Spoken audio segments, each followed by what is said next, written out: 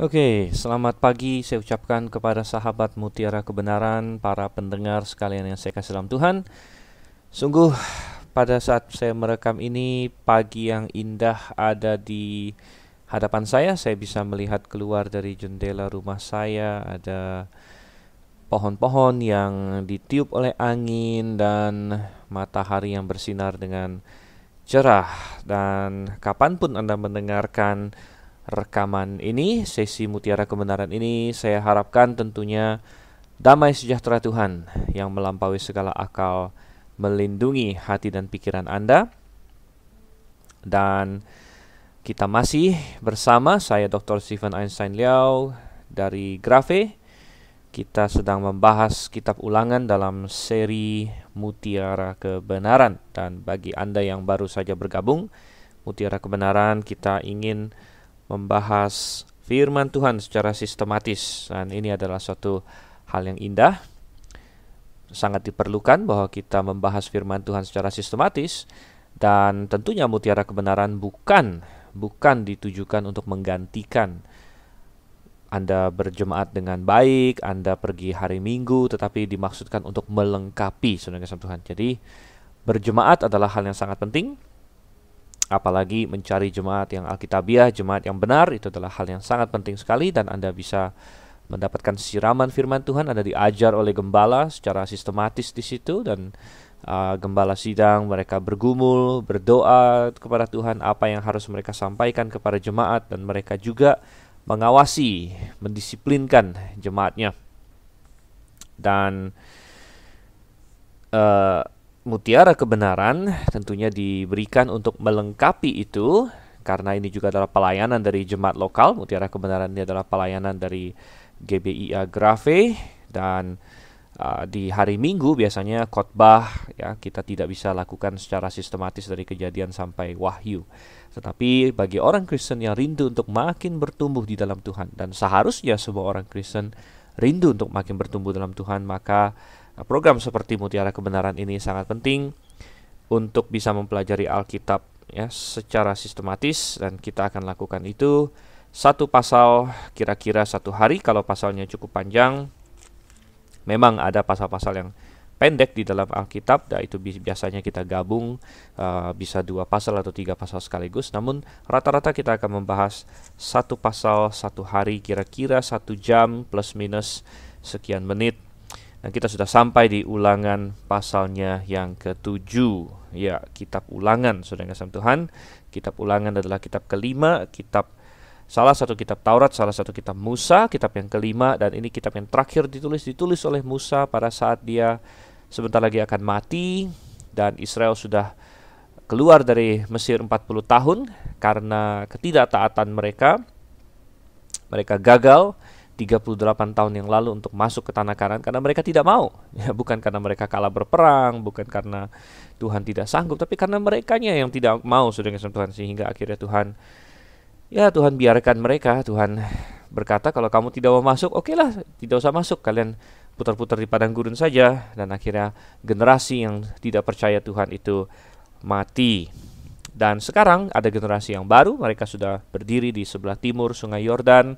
Mereka siap untuk masuk, dan ini adalah kata-kata di mana Musa mengingatkan generasi yang baru, mengingatkan orang-orang yang lahir di padang gurun sekaligus yang mungkin waktu keluar dari Mesir di bawah 20 tahun, mengingatkan mereka akan banyak hal, akan firman Tuhan, dan mengingatkan mereka. Dan di pasal 7 ini kita akan lihat Musa mengingatkan mereka apa yang harus mereka lakukan nanti kalau mereka masuk ke negeri yang dijanjikan itu.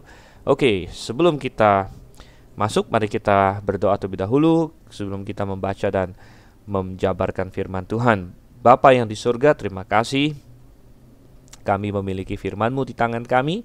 Sungguh suatu berkat yang luar biasa Tuhan. Ada begitu banyak orang di sepanjang abad yang tidak memiliki suatu kenikmatan yang begitu indah, yaitu memiliki firman-Mu untuk dipelajari dengan demikian indahnya. Dan namun kami memilikinya Tuhan. Firman-Mu ini adalah kekuatan bagi kami. Dan ajar kami untuk bisa memahami, mengerti apa yang firman-Mu mau ajarkan pada hari ini, terutama di Ulangan pasal 7. Di dalam nama Yesus Kristus kami berdoa. Amin. Oke, mari kita buka bersama Alkitab kita Ya, silakan Anda juga mengikuti dengan Alkitab Anda, itu paling ideal. Bisa saja Anda mendengarkan ini, Anda tidak punya Alkitab, ya silakan mencamkan, tapi saya menganjurkan kalau misalnya Anda serius, Anda silakan ya bersama memiliki Alkitab bersama dengan saya. Ada yang pakai handphone, ada yang saya pribadi tetap lebih suka Alkitab yang fisik. Karena Alkitab yang fisik ini lebih gampang melihat konteks, saudara Tuhan. Kalau Anda buka Alkitab fisik itu kelihatan satu halaman, dua halaman sekaligus. Sedangkan kalau di handphone itu hanya satu screen saja, itu hanya beberapa ayat saja kelihatan. Jadi untuk mengecek konteks perikop masih jauh lebih baik menggunakan Alkitab fisik. Tentunya kita mengkombinasi, kita juga menggunakan teknologi. Alkitab yang elektronik, apakah itu di handphone atau di komputer, sangat bagus sekali untuk melakukan search atau mencari kata, ya sangat cepat sekali. Dan boleh dibilang, kalau saya masih ingat dulu saya masih muda, ya kita belajar menggunakan namanya konkordansi. Saudara-saudara, Anda masih ingat konkordansi? Apa itu konkordansi? Mungkin banyak orang Kristen yang muda-muda tidak tahu lagi apa itu konkordansi. Konkordansi itu kayak semacam kamus ya, tapi bukan kamus, dia kayak indeks Alkitab. Jadi Anda mau mencari di Alkitab kita ada kata apa? Ada kata makan. Nah, Anda cari makan. Nah, dia akan konkordansi akan tunjukkan kata makan itu adanya di ayat mana saja. Dan tentu karena makan itu banyak sekali ya, konkordansi ada banyak jenis, ada yang exhaustive ya, Strong punya misalnya, yang artinya semuanya dia list yang ada kata makan. Ada juga yang tidak demikian ya. Salah satu yang terkenal di Indonesia itu yang warnanya biru, kalau nggak salah dibuat oleh seorang teolog namanya Walker ya. Saya yakin banyak yang tahu. Itu lumayan bagus, tapi dengan adanya handphone, dengan adanya komputer lain sebagainya, konkordansi sudah banyak tidak dipakai lagi, karena kita tinggal search saja. Kita search, bahkan search jauh lebih hebat. Kita bisa search bukan hanya satu kata, kita search bisa 2, 3 kata kunci. Oke, jadi mari kita buka bersama di dalam Ulangan pasal 7.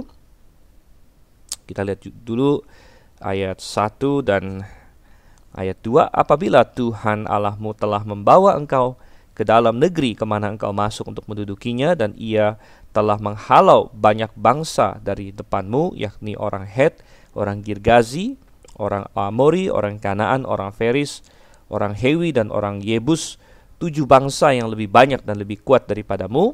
Dan Tuhan Allahmu telah menyerahkan mereka kepadamu, sehingga engkau memukul mereka kalah. Maka haruslah kamu menumpas mereka sama sekali. Janganlah engkau mengadakan perjanjian dengan mereka, dan janganlah engkau mengasihani mereka.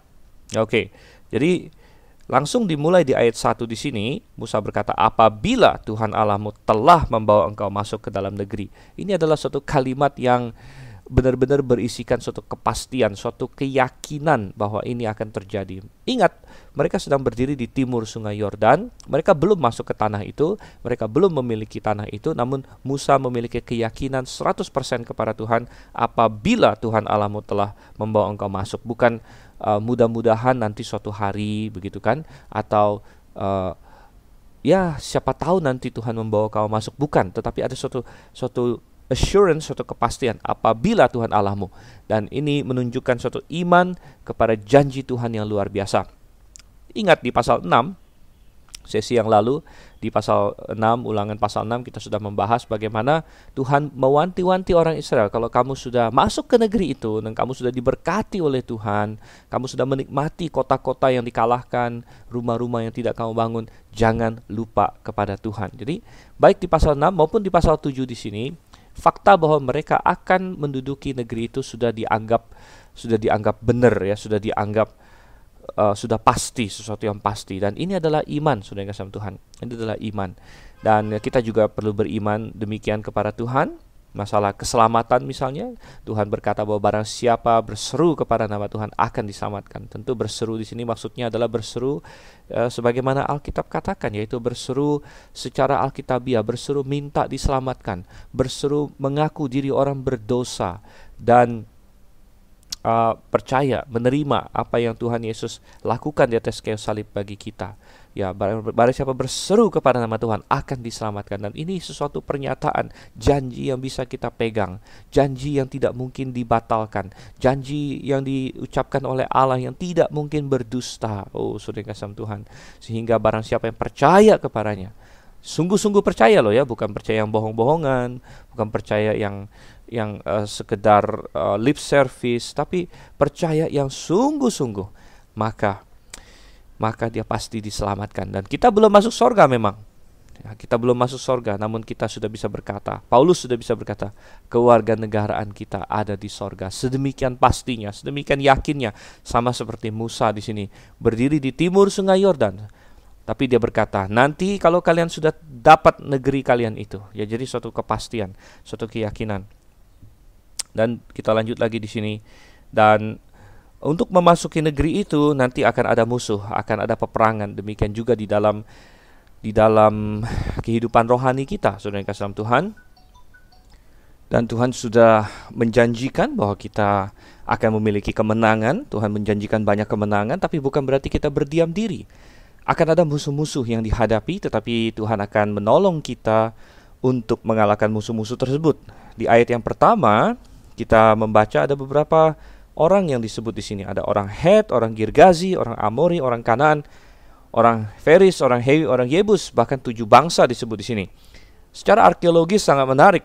Orang Het sempat diragukan keberadaannya oleh orang-orang liberal, orang-orang sekuler yang tidak percaya Alkitab. Mereka kadang-kadang mengejek firman Tuhan, mereka mengejek orang Kristen. Mana ada orang Het katanya. Mereka cari arkeologi segala macam, tidak menemukan yang namanya orang Het. Namun bukan berarti firman Tuhan salah, karena terbukti setelah sekian lama akhirnya ditemukan. Akhirnya mereka menemukan bahwa ternyata benar ada yang namanya kerajaan Het. Bahkan kerajaan Het adalah kerajaan yang sangat besar, letaknya ada di utara Kanaan sana. Jadi itu sangat terbukti.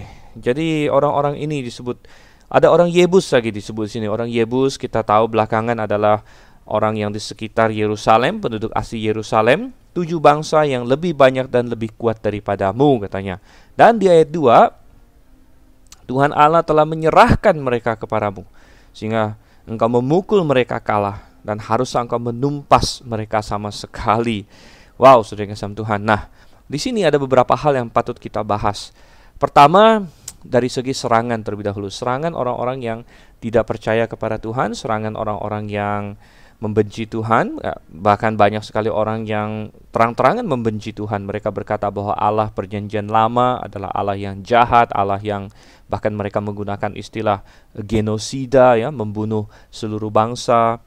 Seolah-olah Tuhan di sini sangat bengis, dan mereka tidak mengenal Tuhan. Mereka tidak mengenal Tuhan yang maha baik, Tuhan yang maha adil, Tuhan yang menjalankan hukum dengan seksama, dengan adil. Oh, saudara yang kasih Tuhan, Memang Tuhan memerintahkan mereka untuk menumpas bangsa-bangsa ini semuanya. Dan kata menumpas di sini sangat menarik juga. Ini dari kata haram. Jadi agak sedikit berbeda dengan yang di Ulangan pasal 5, ya. Di Ulangan pasal 5 kan ketika Musa mengulang 10 hukum di ayat 17, hukum yang ke-6 adalah jangan membunuh. Jangan membunuh di situ dari kata ratsak. Jangan membunuh. Ratsak di situ maksudnya membunuh karena ada rasa benci, karena kita tidak suka dengan seseorang, atau karena kita iri, atau kita menginginkan barang dia. Jadi kalau dalam bahasa Inggris lebih tepat adalah to murder, ya. Dan yang dipakai di pasal 7 di sini haruslah ayat 2, ya, haruslah kamu menumpas mereka sama sekali. Nah, ini kata haram. Kata haram artinya sesuatu yang sudah dikhususkan untuk ditumpas bagi Tuhan. Jadi mereka harus ditumpas. Nah, sekali lagi orang-orang yang membenci Tuhan, mereka sering menyerang Alkitab dan berkata, wah, Tuhan kalian ini Tuhan yang jahat. Tidak demikian, saudara bersama Tuhan. Nanti kita akan lihat berulang-ulang bahwa Tuhan berkata, kalian harus tumpas. Apakah itu berarti Tuhan jahat? Sama sekali tidak. Tuhan bukan Tuhan yang jahat. Kalau kita bandingkan dengan di Kejadian pasalnya yang ke-15, ketika ratusan tahun sebelumnya, lebih dari 400 tahun sebelumnya, Tuhan berfirman kepada Abram waktu itu, belum diganti namanya menjadi Abraham, di Kejadian pasal 15, ayatnya yang ke-16, Tuhan telah berkata bahwa keturunan Israel akan diperbudak di suatu bangsa asing, dan barulah pada keturunan yang keempat akan kembali ke sini, ke Kanaan katanya. Sebelum itu kedurjanaan orang Amori itu belum genap. Saudara, Tuhan bahkan sengaja membiarkan orang Israel lama di Mesir diperbudak dengan tujuan menantikan pertobatan orang-orang Amori, pertobatan mereka. Tuhan menunggu mereka mau berbalik kepada Tuhan, namun mereka tidak. Mereka makin jahat, makin jahat. Dan Tuhan berkata, aku akan tunggu sampai kedurjanaan mereka lengkap, barulah aku akan membiarkan Israel keluar dari Mesir dan memakai Israel sebagai alat untuk menghukum, alat untuk membinasakan mereka. Dan Tuhan punya hak, Tuhan punya prerogatif, Tuhan punya kedaulatan untuk melakukan itu, karena Dia adalah pencipta kita. Dan kalau kita menyimpang daripadanya, kita menjadi fasik, kita memberontak kepada Tuhan, Tuhan punya hak untuk menghancurkan kita, untuk menghukum kita. Tuhan bisa lakukan itu dengan banyak cara, saudara Tuhan. Sodom dan Gomora Tuhan hancurkan dengan apa? Tuhan hancurkan dengan api belerang dari langit, dan itu semuanya mati. Binatang, anak-anak, bayi, semuanya mati oleh api dan belerang. Ada daerah-daerah tertentu yang Tuhan pakai gempa bumi mungkin. Pada saat air bah Nuh, apa yang terjadi? Seluruh dunia dihancurkan, hanya 8 orang yang selamat. Bagaimana dengan miliaran? Ya, diperkirakan sudah ada jutaan atau miliaran orang pada zaman Nuh. Mereka semua mati. Laki-laki, dewasa, perempuan, anak-anak, bayi, mati semuanya. Tuhan punya hak untuk menghukum dunia ini, karena Dia adalah pemilik dunia ini. Dan ketika kedurjanaan manusia lengkap, Dia berhak menghukumnya. Dan mau pakai cara apa, itu terserah Tuhan. Kadang Tuhan pakai bencana alam, kadang Tuhan pakai bangsa Israel di sini. Jadi bangsa Israel adalah alat yang Tuhan pakai. Lagi pula, saudara kasih Tuhan, kalau kita baca terus, kita akan melihat ini bukan suatu genosida. Coba kita lihat ayat yang ketiga. Janganlah juga engkau mengawin dengan mereka. Anakmu perempuan janganlah kau berikan kepada anak laki-laki mereka, ataupun anak perempuan mereka janganlah kau ambil bagi anakmu laki-laki. Sebab mereka akan membuat anakmu laki-laki menyimpang daripadaku, sehingga mereka beribadah kepada Allah lain. Maka murka Tuhan akan bangkit terhadap kamu, dan Ia akan memunahkan kamu dengan segera. Tapi beginilah kamu lakukan terhadap mereka, mesbah-mesbah mereka haruslah kamu robohkan, tugu-tugu berhala mereka kamu remukkan, tiang-tiang berhala mereka kamu hancurkan, dan patung-patung mereka kamu bakar habis. Oke. Jadi kita melihat tujuannya bukanlah genosida. Apa itu genosida? Genosida adalah usaha untuk menghancurkan suatu suku bangsa karena kebencian terhadap suku bangsa itu. Nah, ini pernah terjadi kepada orang Yahudi. Orang Yahudi, umat pilihan Tuhan sendiri, sering menghadapi genosida. Banyak bangsa yang dimotivasi oleh iblis mau menghancurkan bangsa Yahudi. Nah, itu pernah terjadi di zamannya Haman, pernah terjadi di zamannya Firaun. Tetapi yang Tuhan lakukan pada orang Kanaan ini bukan genosida, melainkan suatu penghukuman, saudara Tuhan. Dan yang Tuhan lebih tekankan adalah kemurnian rohani. Kemurnian rohani. Mereka harus dimusnahkan karena mereka telah menyimpang jauh dari Tuhan. Dan penelitian arkeologi telah membuktikan itu. Telah membuktikan bahwa bangsa Kanaan pada zaman itu memang adalah bangsa yang sangat bejat. Ada banyak bukti-bukti dari kota-kota Kanaan yang sudah diekskavasi, sudah digali, bahwa mereka melakukan yang namanya sacrifice atau human sacrifice, child sacrifice, baby sacrifice. Artinya anak-anak kecil, bayi-bayi itu mereka persembahkan, mereka bunuh, saudara yang kasih Tuhan, sebagai suatu korban kepada dewa, yaitu yang kita tahu dari Alkitab adalah dewa Molok. Itu adalah suatu kekejian, dan secara seksual mereka sangat-sangat parah. Mereka melakukan segala jenis penyimpangan seksual. Ini dibuktikan oleh arkeologi. Ini bukan hanya kata Alkitab. Jadi penggalian kota-kota Kanaan menemukan praktek-praktek seperti itu. Mereka akan sering melakukan homoseksualitas. Ya, Sodom dan Gomora kan bagian dari Kanaan, ya, bahkan di zaman Abraham. Jadi ada homoseksualitas, ada gay, ada lesbian. Mereka melakukan bukan hanya homoseksualitas. Kadang-kadang mereka melakukan bestiality, atau artinya bersetubuh dengan binatang. Kemudian mereka sering melakukan sex orgies atau pesta seks di mana semua orang, ya, tidak peduli suami istri, campur sama-sama melakukan hubungan intim. Suatu hal yang sangat menjijikkan bagi orang-orang percaya dan di hadapan Tuhan. Secara seksual mereka sangat parah. Dan tentunya dengan keparahan seksual seperti itu akan ada banyak anak-anak yang lahir di luar nikah. Nah, apa yang dilakukan terhadap anak-anak yang lahir di luar nikah itu? yaitu tadi, mereka bunuh, mereka persembahkan kepada Molok. Ini adalah kekejian bagi Tuhan. Dan Tuhan berkata, aku akan musnahkan bangsa ini. Dan perhatian Tuhan kepada orang Israel bukan membenci orang Kanaan karena mereka Kanaan, tetapi yang Tuhan inginkan adalah mereka tetap murni, mereka tidak terkontaminasi saudara sama Tuhan. Oleh karena itu, jangan mengawin dengan mereka. Kita bisa membayangkan dalam masyarakat dengan standar seksual, standar moral yang begitu rendah, begitu banyaknya tentunya penyakit menular seksual misalnya di antara mereka, yang apalagi kita tahu zaman itu belum ada antibiotik dan sebagainya, gonore, sifilis dan sebagainya beredar di kalangan mereka, dan mereka harus ditumpas. Dan kita melihat juga di sini bahwa bukan saja mereka harus melakukan itu, ayat yang kelima, mereka harus merubuhkan mesbah-mesbah tugu berhala. Jadi ini bukan masalah membenci orangnya, bukan masalah tidak suka dengan suku bangsanya, tetapi kejahatan mereka dan penyembahan berhala mereka. Ini yang Tuhan wanti-wanti.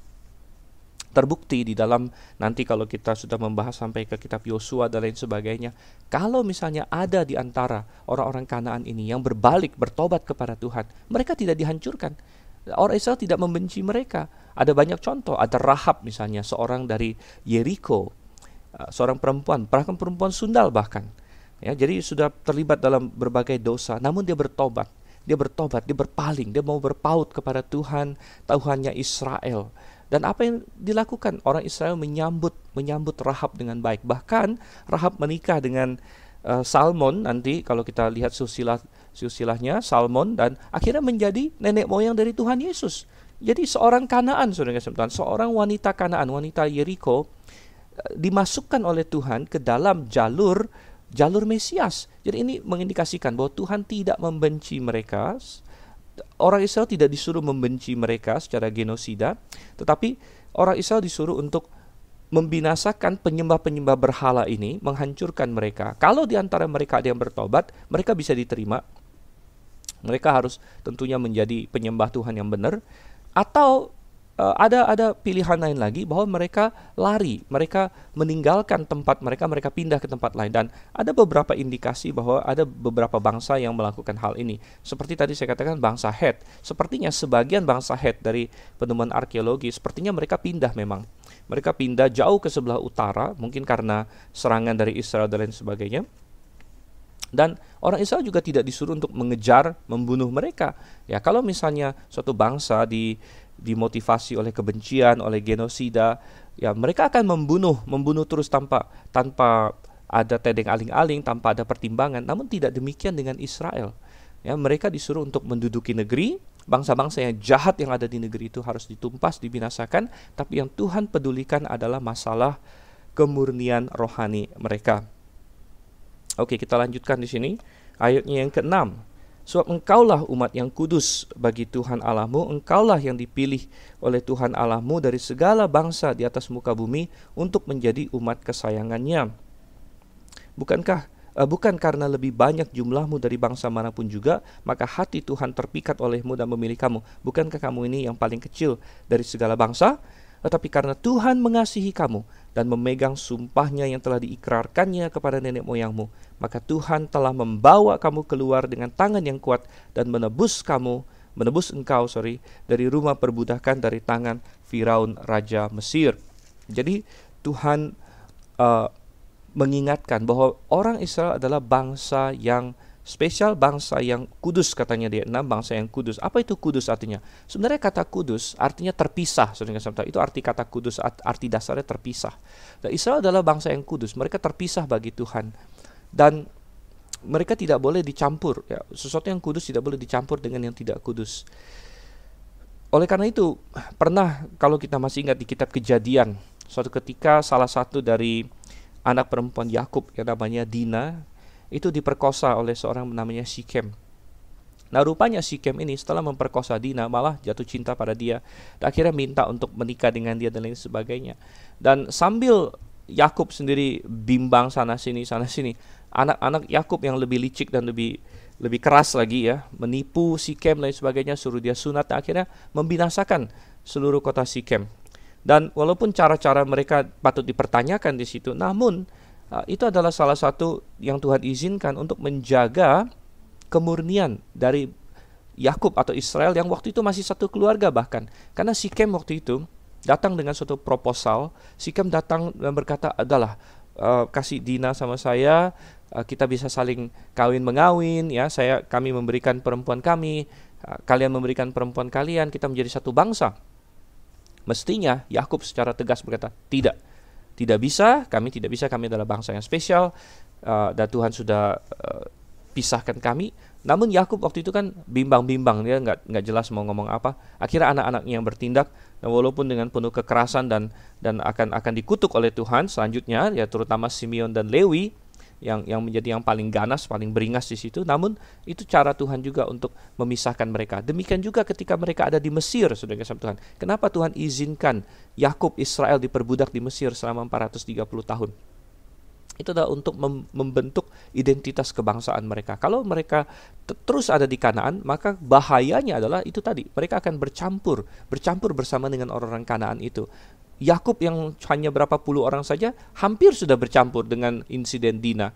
Bagaimana kalau mereka tetap di Kanaan, saudara kasih Tuhan? Wow, ya kan mereka sudah merasa turun temurun di situ dari Abraham, Ishak, Yakub sudah di sana, anak-anak Yakub. Mereka sudah at home, mereka sudah merasa sebagai tuan rumah, dan mereka akan campur dengan orang-orang Kanaan. Oleh karena itu Tuhan izinkan melalui kelaparan, melalui Yusuf yang dijual di Mesir, Tuhan izinkan mereka ditaruh di Mesir, dan di Mesir mereka menjadi orang asing lagi.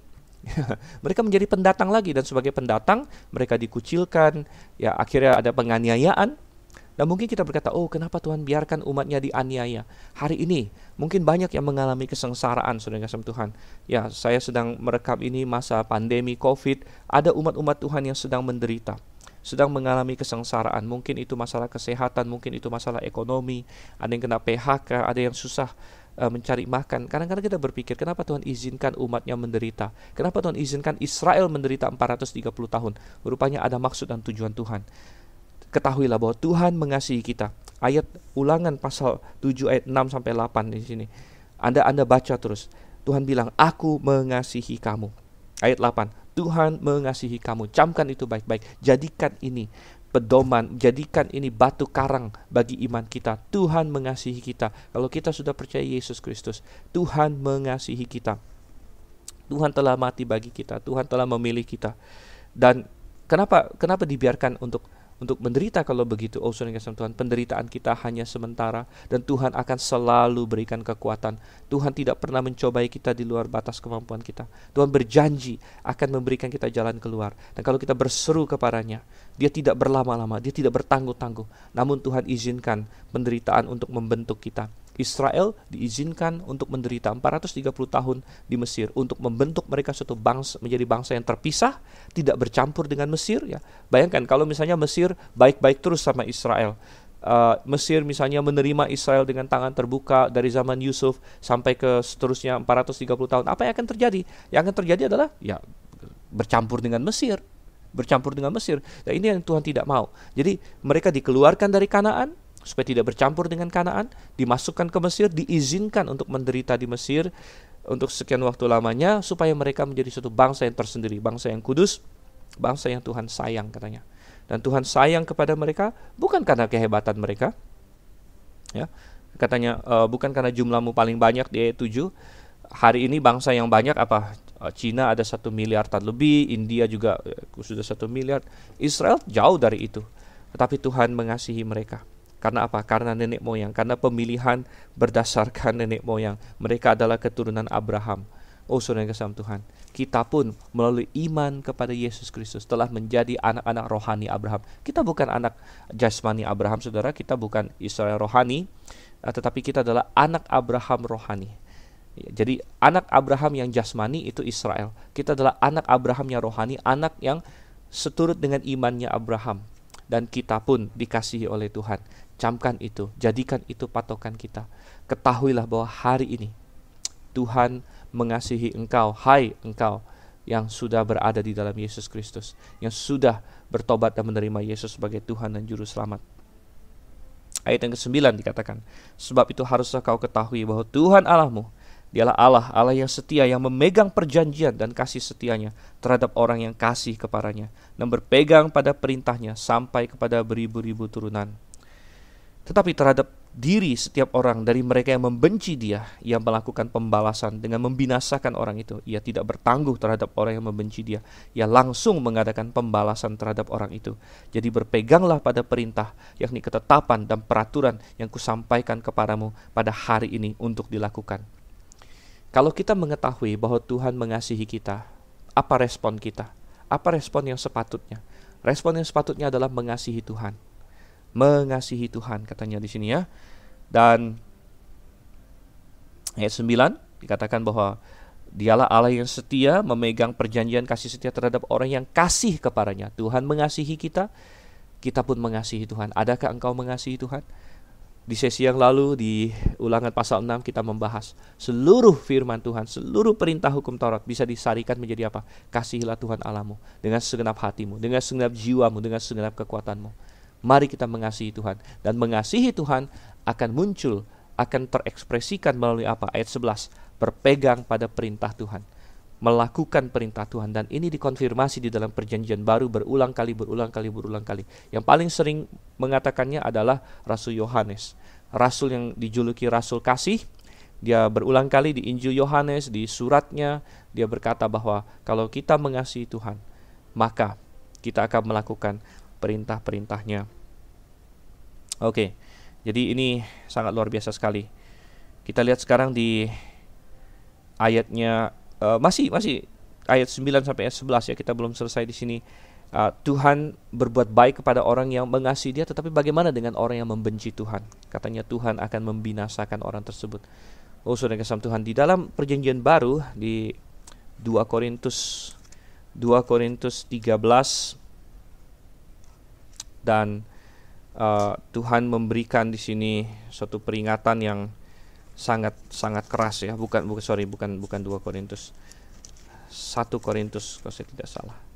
Ya, 1 Korintus 16 ayatnya yang ke-22. Siapa yang tidak mengasihi Tuhan, terkutuklah ia. Maranatha. Anatema katanya, anatema, terkutuklah orang yang tidak mengasihi Tuhan. Oh, saudara yang kasih Tuhan, karena Tuhan sudah begitu mengasihi kita, maka sepatutnya kita mengasihi Dia. Dan kalau kita tidak mengasihi Dia, berarti kita belum pernah menerima kasih karunia-Nya. Kita termasuk orang yang terhilang, dan kita ada di bawah kutukan, kita ada di bawah penghukuman. Oh saudara, hati saya kadang-kadang sedih melihat bahwa dunia ini begitu menentang Tuhan, begitu mengabaikan Tuhan, bahkan aktif membenci Tuhan, membenci umat Tuhan ya. Dan suatu hari Tuhan akan menghukum dunia ini, melalui berbagai hal ya. Dan kita orang percaya, kita hanya perlu tinggal diam, dan kita hanya perlu menenangkan hati kita, mendekat kepada Tuhan. Saya ada baca Mazmur yang di mana Daud berkata, aku mau menjadi seperti anak yang menyusu, yang disapih, yang berdiam di dekat ibunya, tenang, aman, saudara kasih Tuhan. Ya, dunia ini penuh ketidakpastian, apalagi dengan virus lah, dengan resesi ekonomi lah, dengan apa segala macam. Tidak ada yang pasti di dunia ini, saudara kasih Tuhan. Yang pasti adalah Tuhan. Ya. Dan marilah kita mendekatkan diri kepada Tuhan, dan kita seperti anak yang menempel kepada ibunya. Seorang bayi yang saya tidak mau tahu apa-apa. Saya tidak tahu apa-apa. Yang penting saya tahu ada ibu saya dekat, itu sudah cukup ya. Dan bukan berarti kita tidak tahu apa-apa, saudara. Kita melihat dunia ini, namun kita berkata, saya tidak tahu apa yang akan terjadi hari esok. I don't know about tomorrow, ada lagu kan? But I know who holds tomorrow. Aku tidak tahu apa yang terjadi hari esok, namun aku tahu siapa yang pegang hari esok. Dan ini satu-satunya pengharapan kita, dan ini yang membuat iman kita kuat menghadapi apapun di dunia ini. Lanjut saudara di Ulangan pasal yang ke-7 ayat 12 dan seterusnya. Elai memberikan judul janji berkat. Dan akan terjadi karena kamu mendengarkan peraturan-peraturan itu serta melakukannya dengan setia, maka terhadap engkau Tuhan Allahmu akan memegang perjanjian dan kasih setianya yang diikrarkannya dengan sumpah kepada nenek moyangmu. Ia akan mengasihi engkau. Jadi kembali tema Tuhan mengasihi kita ya. Memberkati engkau dan membuat engkau banyak, ya, memberkati buah kandunganmu dan hasil bumimu, gandum dan anggur serta minyakmu, anak lembu sapimu dan anak kambing dombamu, di tanah yang dijanjikannya dengan sumpah kepada nenek moyangmu untuk memberikannya kepadamu. Engkau akan diberkati lebih daripada segala bangsa. Tidak akan ada laki-laki atau perempuan yang mandul di antaramu ataupun di antara hewanmu. Oke, sampai di sini saya ingin berkata bahwa apakah ini berlaku bagi kita hari ini? Ya, tapi dalam pengertian begini, saudara Tuhan. Saya bukan mengajarkan bahwa setiap orang yang percaya Tuhan, nanti besok akan menjadi konglomerat, akan menyaingi Bill Gates, menyaingi Jeff Bezos, ya, pemilik Amazon, menyaingi siapa lagi, Jack Ma di Cina, atau kalau kita beralih ke Indonesia, ya, menyaingi siapa di Indonesia yang paling, ya, Ciputra kah, atau keluarga apa, misalnya yang pemilik Lipo, ya, atau yang pemilik Ji Samsu Sampurna atau Cendana, pokoknya menjadi orang yang super kaya, konglomerat dan sebagainya. Bukan itu, saudara kasih Tuhan. Berkat Tuhan memang ada, ya, berkat Tuhan memang ada, dan saya yakin dan percaya, Alkitab menjamin bahwa orang yang percaya pada Tuhan dan yang hidup sesuai dengan firman Tuhan, yang dekat pada Tuhan, akan Tuhan berkati. Namun kita hidup di zaman perjanjian baru. Di zaman perjanjian lama banyak hal simbolis. Tuhan Yesus disimbolkan dengan domba. Kemudian apa lagi? Banyak, saudara kasih Tuhan. Hadirat Tuhan disimbolkan dengan tabut perjanjian. Ya, Tuhan Yesus disimbolkan dengan banyak sekali, bukan hanya domba. Ada domba, ada macam-macam, ada kandil, banyak. Jadi ini masalah simbolis. Dan berkat Tuhan juga sering disimbolkan melalui kekayaan, kenyamanan jasmani. Karena apa? Ya karena orang zaman itu masih melihat masih anak-anak, ya. Jadi orang karena itu Abraham, Ayub, ya, segala macam banyak diberkati secara jasmani. Nah, saya ingin berkata begini, kita di perjanjian baru ini Tuhan akan memberkati secara jasmani juga. Bukan harus kaya, tapi Tuhan akan berkati secara jasmani. Tuhan akan cukupi kebutuhan kita. Ya, dan Tuhan akan limpahkan berkat-Nya dalam begitu banyak hal yang lain lagi. Dan memang benar bahwa orang muda yang percaya Tuhan, berusaha dengan jujur dan sebagainya, Tuhan akan berkati, saudara. Tidak jarang ada orang Kristen yang dari kecil ikut Tuhan, dari sangat miskin, tapi dia setia sama Tuhan, Tuhan berkati, akhirnya dia menjadi secara materi juga sukses sih. Secara materi juga berkecukupan, saudara kasih Tuhan. Namun Tuhan selalu ingatkan, jangan kita memiliki hati yang tamak, jangan kita ingin cepat-cepat kaya, tapi kita terus bersandar pada Tuhan. Kita pakai kekayaan kita untuk Tuhan, dan Tuhan akan berkati kita. Dan berkat Tuhan itu jangka panjang seringkali. Ada anak yang mulainya miskin tapi dia ikut Tuhan, itu bukan minggu depan dia dapat lotre, ya. Itu bukan cara Tuhan, tetapi pelan-pelan Tuhan akan berkati dia. Nah, ini terjadi terus dengan Tuhan. Itu adalah janji Tuhan. Ayat 15. Tuhan akan menjauhkan segala penyakit daripadamu, dan tidak ada satu dari wabah celaka yang akan kau kenal. Wabah celaka yang kau kenal di Mesir itu akan ditimpakannya kepadamu, tapi ia akan mendatangkannya kepada semua orang yang membenci engkau. Ada jaminan kesehatan. Bukan berarti orang Kristen akan sehat terus, tidak. Kadang-kadang kita sakit, Tuhan izinkan kita sakit. Tapi saudara kasih Tuhan, ketahuilah, satu pengharapan bagi kita apa? Kalau kita dekat dengan Tuhan, Tuhan tidak akan pakai penyakit untuk menghukum kita. Tuhan bisa izinkan penyakit untuk hal lain. Mungkin untuk mendewasakan kita, mungkin untuk mendatangkan kebaikan bagi kita, tapi bukan untuk menghukum kita. Kalau misalnya kita dekat pada Tuhan. Dan Tuhan pakai wabah untuk menghukum orang Mesir. Dan virus corona yang terjadi sekarang ini di dunia ini, ini atas izin Tuhan, saudara kasih Tuhan. Semua atas izin Tuhan. Dan ada yang Tuhan pakai untuk menghukum. Ada orang-orang yang Tuhan hukum. Ada institusi-institusi di dunia, ya, yang dengan LGBT dan sebagainya, Tuhan hukum mereka. Tetapi bagaimana dengan orang Kristen? Ada nggak orang Kristen yang terkena sakit? Bisa jadi, saudara. Tapi bukan karena Tuhan menghukum mereka, kalau mereka hidup sesuai dengan firman Tuhan. Kadang-kadang Tuhan izinkan itu untuk hal-hal lain. Dan suatu pengharapan bagi kita bahwa Tuhan berkata, rambut di kepalamu pun dihitung. Tidak ada satu burung pun yang jatuh tanpa diketahui oleh Bapa, tanpa diizinkan oleh Bapa di surga. Dan kita jauh lebih berharga dari banyak burung. Kita jauh lebih banyak berharga dari banyak burung.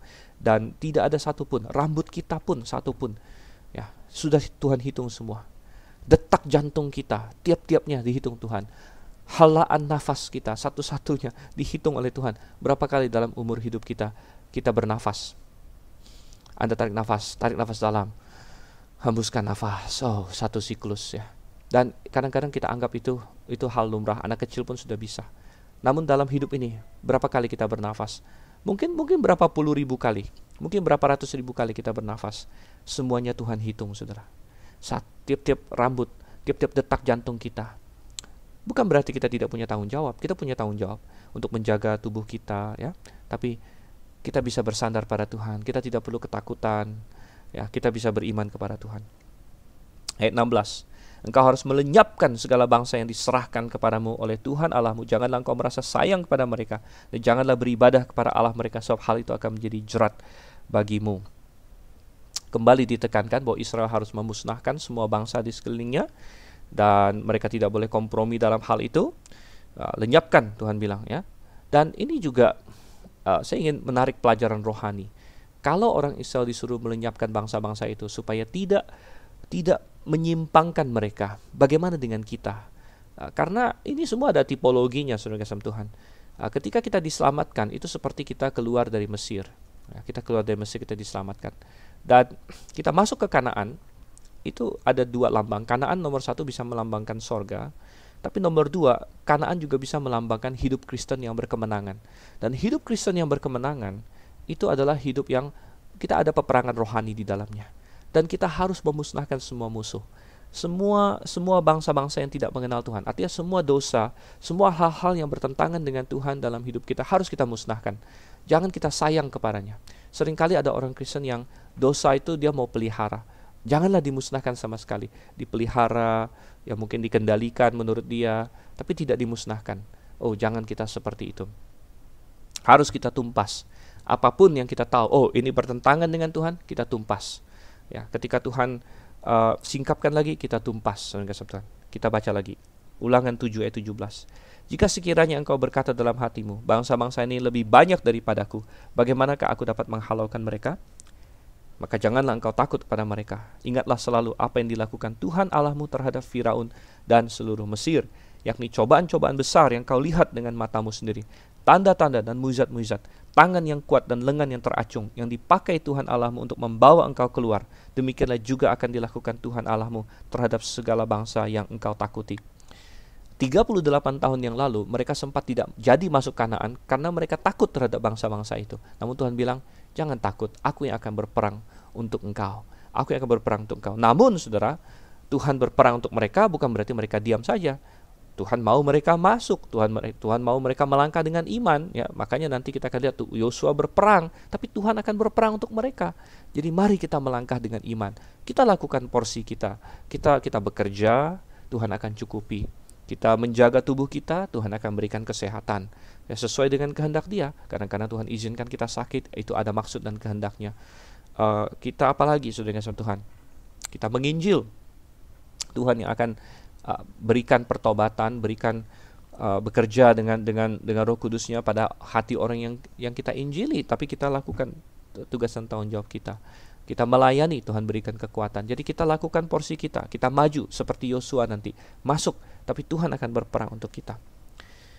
Ayat 20. Lagi pula Tuhan Allahmu akan melepaskan tabuhan menyerbu mereka, sampai habis binasa orang-orang yang masih tinggal dan yang menyembunyikan diri terhadap engkau. Janganlah gemetar karena mereka, sebab Tuhan Allahmu ada di tengah-tengahmu, Allah yang besar dan dahsyat. Oke, jadi Tuhan lebih besar dari semua masalah kita. Ini harus selalu kita ingat. Tuhan yang besar dan dahsyat. Tuhan lebih besar dari seluruh dunia. Dia yang membentuk seluruh dunia ini. Dia lebih besar dari dunia ini. Dari semua masalah yang kita miliki. Dari hutang-hutang kita. Dari penyakit kita. Dari virus, dari bakteri. Dari musuh-musuh, orang yang ingin mencelakakan kita. Tuhan lebih besar. Ayat 22, Tuhan Allahmu akan menghalau bangsa ini dari hadapanmu sedikit demi sedikit. Engkau tidak boleh membinasakan mereka dengan segera, supaya jangan binatang hutan menjadi terlalu banyak melebihi engkau. Demikianlah Tuhan Allahmu akan menyerahkan mereka kepadamu dan akan mengacaukan mereka sama sekali sampai mereka punah. Raja-raja mereka akan diserahkannya ke dalam tanganmu sehingga engkau menghapuskan nama mereka dari kolong langit. Tidak akan ada yang dapat bertahan menghadapi engkau sampai engkau memunahkan mereka. Oke, jadi Tuhan berkata, oke, aku tidak akan langsung habiskan mereka sama sekali, dan itu terbukti ketika Yosua memasuki tanah Kanaan. Dia berperang beberapa kali.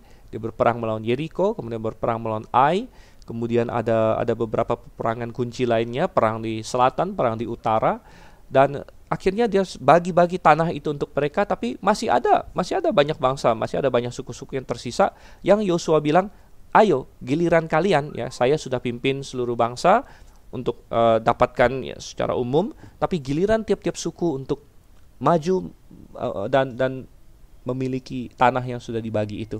Dan memang Tuhan tidak langsung hancurkan semuanya sekaligus. Mungkin kita berpikir, bukankah lebih enak kalau langsung dihancurkan semuanya? Ya, dari sudut pandang manusia begitu. Namun Tuhan tidak. Tuhan ingin apa? Tuhan ingin generasi selanjutnya punya pengalaman juga untuk berperang, punya pengalaman untuk bergantung kepada Tuhan. Ketika kita sudah terlalu nyaman sudah sama Tuhan, Tuhan ingin supaya kita masuk dalam pertempuran rohani. Tuhan ingin supaya, karena peperangan rohani ini diperlukan supaya iman kita bertumbuh. Ya, kalau hidup ini adalah hidup yang mulus, tidak pernah ada masalah, maka di mana letak kekuatan iman kita? Di mana kita pernah berseru kepada Tuhan? Di mana kita perlu bergantung sama Tuhan? Oleh karena itu, Tuhan bilang, aku tidak akan hancurkan semua sekaligus. Nanti ada sisa untuk keturunan selanjutnya. Tapi yang harus diingat adalah mereka tidak boleh terpengaruh. Tidak boleh terpengaruh oleh bangsa-bangsa lain itu. Makanya di dalam ayatnya yang ke-25, kita lanjutkan di sini. Patung-patung Allah mereka haruslah kamu bakar habis. Perak dan emas yang ada pada mereka janganlah kau ingini, dan kau ambil bagi dirimu sendiri, supaya jangan engkau terjerat karenanya, sebab hal itu adalah kekejian bagi Tuhan Allahmu. Jangan kita memasukkan apa yang Tuhan benci, walaupun itu hal yang kelihatan enak sekali, perak, emas, dan sebagainya. Dan ini ada paralelnya dengan kehidupan kita hari ini. Kita harus menjalani hidup yang separasi, kudus bagi Tuhan. Seperti Israel kudus bagi Tuhan, terpisah. Demikian juga orang percaya hari ini. Seharusnya kita adalah bangsa atau umat yang kudus bagi Tuhan. Kita terpisah bagi Tuhan. Memang kita masih hidup di dunia ini, tapi janganlah kita bawa masuk hal-hal yang menjadi kekejian, katanya di ayat 25. Kekejian bagi Tuhan, jangan kita bawa masuk ke dalam rumah kita. Terlalu sering kita membiarkan kekejian-kekejian itu masuk melalui media yang kita konsumsi. Kalau dulu kita sering bilang TV, saudara Tuhan. Ya, sampai sekarang TV masih. Tapi sekarang kita mulai masuk ke online. Masuk ke online, ya, masuk ke online. Di situ ada berbagai konten. YouTube, saudara Tuhan. Apa yang Anda tonton di YouTube? Apakah itu hal-hal yang kekejian bagi Tuhan? Hari ini banyak orang, ya, film-film, seri-seri, ada drama-drama yang penuh dengan kekerasan, penuh dengan bahkan pemerkosaan lah, kekerasan seksual lah. Wah, dan orang Kristen ada juga yang mengkonsumsi itu. Oh, saudara kasih Tuhan, itu adalah hal yang buruk, itu kekejian bagi Tuhan. Bahkan saya pernah melihat satu orang hamba Tuhan, dalam tanda kutip, ya, karena saya tidak yakin dia hamba Tuhan beneran. Seorang pendeta lah, ya, seorang hamba Tuhan, seorang pengkhotbah. Lalu dia bersaksi begini, dan ada videonya di YouTube, mungkin sebagian tahu. Dia bilang bahwa Tuhan suatu hari suruh dia nonton film yang sangat brengsek, dia bilang. Film yang sangat brengsek, di mana di situ, di film seri itu ada segala macam inilah kejahatan seksual. Dan dia bilang Tuhan suruh dia tonton itu. Dan saya bilang omong kosong. Tuhan tidak suruh dia tonton itu. Itu adalah kedagingan dia. Dan kita disuruh apa? Jangan masukkan, ya, perak, emas. Hari ini kita bukan bicara mengenai perak, emas, tapi kita bicara mengenai musik apa yang Anda dengar, film-film apa yang Anda tonton, bacaan-bacaan apa yang Anda izinkan untuk memenuhi pikiran Anda, ya, sehingga itu membentuk diri Anda. Ayat 26 terakhir. Dan janganlah engkau membawa sesuatu kekejian masuk ke dalam rumahmu. Ini yang tadi kita katakan. Sehingga engkau pun harus ditumpas seperti itu. Jangan kita kena infeksi. Nah, sekarang kan lagi masalah virus corona nih. Banyak orang bilang, oh jangan bawa masuk virus. Benar, ya kita tidak mau bawa masuk virus. Tapi bagaimana dengan virus rohani? Ya, tadi kita bicara mengenai segala macam ya, kejahatan, ya, segala macam media. Bagaimana dengan virus penyesatan, saudara-saudara? Penyesatan doktrinal. Banyak orang hari ini tidak peduli doktrin. Dia tidak peduli dengan pengajaran. Dia masa bodoh. Dia tutup, ya, yang penting ya happy ya. Yang penting ini berkat. Dia bawa masuk virus penyesatan, virus keduniawian. Wah, Tuhan bilang, wah ini kacau ini ya. Jadi jangan hanya kita takut pada virus corona. Virus corona tidak perlu kita takuti. Berhati-hati perlu, saudara-saudara. Kita mengikuti anjuran pemerintah perlu ya. Kita kalau memang disuruh pakai masker, cuci tangan, ya, jaga jarak dan lain sebagainya. Tapi kita tidak perlu takut pada virus corona. Mengapa? Karena kalau kita orang percaya, ya, virus corona adalah sesuatu yang fisik. Separah-parahnya, ya itu membunuh kita, membunuh tubuh kita. Dan kalau kita adalah orang yang percaya, kita yakin, kecuali Tuhan izinkan, tidak akan menyentuh kita. Kalau Tuhan izinkan, berarti ada maksud Tuhan di baliknya. Ada orang-orang Kristen yang kena, sembuh, mereka bisa bersaksi. Tetapi ada juga orang-orang yang intinya tidak akan kalau Tuhan tidak izinkan. Ya. Sehelai rambut kita pun katanya. Ya, tidak akan jatuh tanpa Bapa di surga. Namun yang perlu kita takuti bukan virus fisik, tapi virus rohani, penyesatan yang semakin merajalela di gereja-gereja, di kekristenan. Oh, banyak sekali penyesatan dan virus keduniawian, di mana kita menjadi semakin serupa dengan dunia ini, semakin kacau hidup kita. Jangan bawa masuk. Kita harus jijik katanya ya, jijik dan keji terhadap semua itu, karena semua itu harus kita musnahkan dalam hidup kita. Oke. Sungguh luar biasa apa yang diajarkan firman Tuhan di pasal 7 ini. Kita akan lihat nanti di sesi selanjutnya di pasal yang ke-8, dan kita akan berdoa. Bapa di surga, terima kasih. Dan kami belajar bahwa orang Israel, mereka yakin melalui janji-Mu, mereka masuk ke tanah yang dijanjikan. Demikian juga kami memiliki janji-janji yang indah daripada Engkau. Baiklah kami beriman penuh akan janji-janji itu. Dan Tuhan, ajar kami untuk sungguh-sungguh hidup berkemenangan di dalam Engkau. Kami memusnahkan semua yang bertentangan dengan Engkau dalam hidup kami. Kami tidak sayang kepadanya, dan kami tidak memasukkan apapun yang keji, yang jijik di hadapan-Mu. Terima kasih Tuhan. Kami berdoa dalam nama Yesus Kristus. Amin. Ya, demikianlah pembahasan kita hari ini. Sampai bertemu di kali berikutnya. Maranatha.